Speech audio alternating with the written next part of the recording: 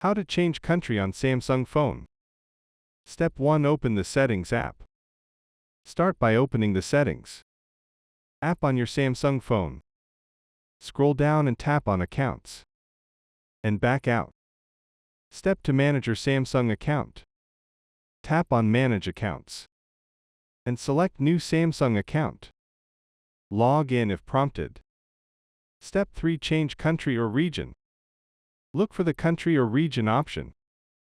Under your account settings, select your desired country from the list. Note you might be prompted to update your payment method or agreed to terms and conditions. Step 4. Restart your phone to ensure that changes take effect. Restart your phone after updating the region settings. Step 5. Verify the region change. Go back to the Settings app and check if the country or region is updated.